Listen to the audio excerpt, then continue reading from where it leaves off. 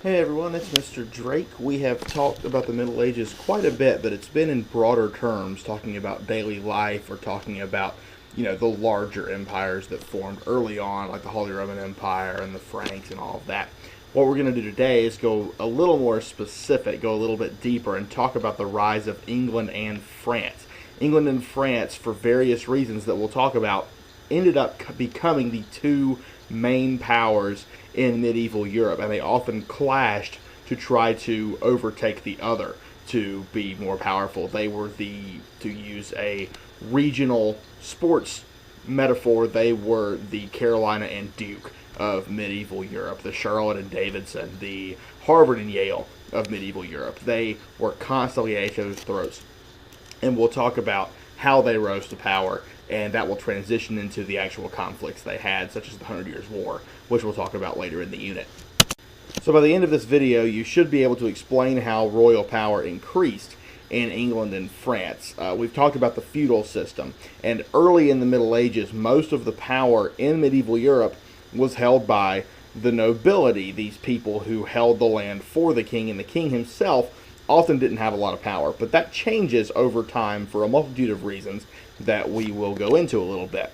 You should also be able to show or explain how the power of the common man or the nobility increased in government. The king didn't rule absolutely. He had, challenges to his authority in some cases from the nobility, and they took some power back from the king and kept some power for themselves. And we'll talk a little bit about how that occurred in medieval France and England.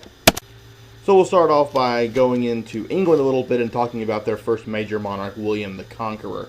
There were several groups of people that lived in England at this time. You had Angles, which are it's the root of the name English. You had Viking descendants, you had Saxons, and they all kind of settled in England, and they sort of mingle with each other, and the kingdom was generally united. But then in 1066, King Edward died, and there was no heir in place. So you see a power struggle, like we've often talked about when that happens in this class. And the two main competitors for the throne were Harold, who was an Anglo-Saxon, who was actually related to King Edward in some way, and there's William of Normandy, who was a Viking descendant who actually lived in France, what we would now call France, the area known as Normandy, which is the north of France, near the coast, across from England. And William took an army from Normandy, led it into England, and at the Battle of Hastings, William the Conqueror, as he became known, prevailed, and he assumed power and became the King of England. And 1066 is actually an important date in European history and the history of England. It is the last time England was successfully invaded. There are a lot of people over the years who wanted to invade England and even tried in some cases. Napoleon in the 1800s, Hitler during World War II, but they weren't successful. England has not been successfully invaded since William came over from France and did it in 1066. It's been almost 1,000 years. Slowly but surely, after the conquest of England in 1066, William the Conqueror and his successors began to consolidate power. One example of that consolidation of power is the Domesday Book, which was put together in 1086. William the Conqueror said to himself, well, okay, I'm not even from here, but I'm the king. I should probably know a little bit about the people that I'm ruling. So he sent people out all over England, and they made an exhaustive, detailed record of every farm, every town, every piece of land that was out there. And it was also an appraisal of how much that land was worth. And this led to very, very efficient tax collection. And the flow of money into the king's coffers was strengthened, because the Domesday Book was actually a very final say in terms of how much your land was actually worth. So they would go to people and say, okay, the book says that your land is worth this, you owe this much in taxes. So it was very, very efficient, and it led to keeping the empire, or the monarchy rather, solvent and full of money. one of William the Conqueror's successors, Henry II, is the one who finally asserted royal authority over the church. As the monarchy became more powerful, the church was incredibly unhappy about that because they had held more power than the monarchy early on and did not like having their power usurped. And Thomas Becket, who was the Archbishop of Canterbury, he was one of the leaders in the Catholic Church in England, stood up to Henry II and said, you can't persecute the clergy, you can't charge us taxes, you can't arrest clergy for no reason, you can't be doing all of these things. Well, Henry II said that he wasn't going to put up with any of that, sent people to Canterbury Cathedral and had Thomas Becket killed in his own cathedral in the year 1170. So this is what really finalized that royal authority over the church and ensured that the monarchy was going to be the most powerful force in England for centuries to come. Henry II also had a couple of other big contributions to the evolution of government in England. One is common law. Common law is law that's based on tradition. The opposite of that would be laws that are just declared by the king. The king sits on the throne and says, okay, I declare this to be illegal, so now it's illegal. Common law means that the law that's going to be enforced is basically based on tradition, based on the way it's always been done. So this ensures that the king can't just go out there and make a random arbitrary decree and change the law. Common law means that it's based on the way it's been done before. He also developed trial by jury, which ensured that people were not imprisoned falsely or for no particular reason, that other members of the community actually had a say in the way justice was done. And of course, common law and trial by jury both have big impacts on the way the United States justice system and law system work. You see traces of both of those in our system of government here in the U.S. The biggest evolution of government in England is the Magna Carta, which is a document, it translates literally as Great Charter.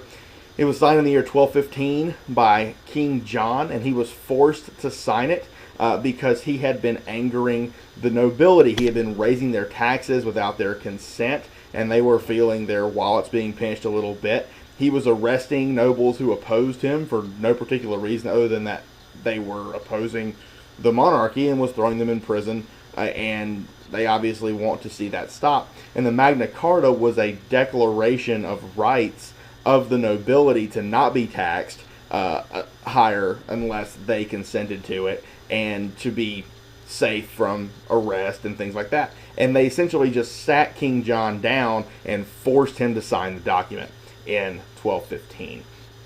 And that document created a council of nobles that advised the king on taxes and things like that. And that's the beginning of Parliament. And Parliament to this day is England's legislature. They create the laws and elect the prime minister from among them. And so they're representatives of the common people or the nobility at the time, and that is the beginning of representative democracy, the idea that people have representation in government. And in case you were wondering, King John raising taxes and collecting taxes from people is the inspiration for Prince John in the Robin Hood legend that you're probably familiar with. Also, John is considered to this day to be a cursed name in the British royal family. There has never been a King John since this one that ruled in the 12th and 13th century. And other people who've had that name in the royal family have suffered early deaths and other personal tragedies. Actually, Prince William, who is the current heir to the throne in Great Britain, the second down, Princess Diana wanted to name him John when he was born, and Queen Elizabeth actually came out and said, absolutely not. No one with the name John in this family has ever known anything but misery and horrible stuff that happened to them. So just a little interesting tidbit there for you about the British royal family. Now, transitioning a little bit to talk a bit about France. Early French monarchs were similar to early English monarchs prior to William the Conqueror. They had virtually no power. They were put on the throne by nobles, and the nobles made sure that the kings they picked were too weak or too stupid or both to challenge their authority or power in any way. But Hugh Capet, who took the throne in the year 987, began to change that, and he was the first in a long line of Capetian rulers, it was known as the House of Capet, that made the monarchy stronger over time.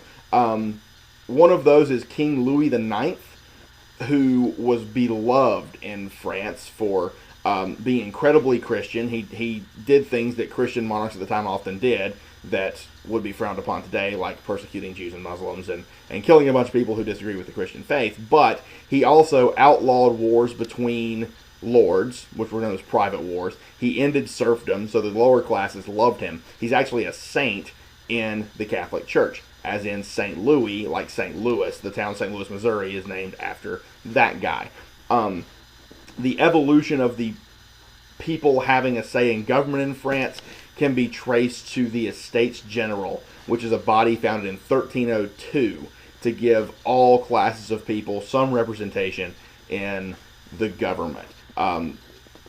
French society before the French Revolution in the 1700s is divided into three estates. The first estate is the clergy, and they're considered first because they're closest to God. The second estate is the nobility. The third estate is everyone else, and everyone else makes up about 98% of the people. Now, the Estates General is not as powerful as Parliament was.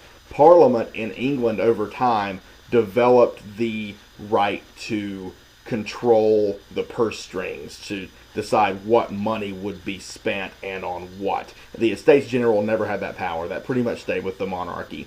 But be that as it may, the Estates General represents the beginning of a little bit of representation for the lower classes in French government. So that will do it for England and France for now. Coming up, we're going to be talking about some wars. We'll talk about the Crusades, which was the religious battle between Christians in the West and Muslims in the East over control of the Holy Land. And we'll talk about the 100 Years' War, which is where England and France finally come to a head and fight it out for 116 years for dominance of Western Europe. That'll do it for now. As always, ask Mrs. Hall or myself if you have any questions. And thanks for listening. Cheers.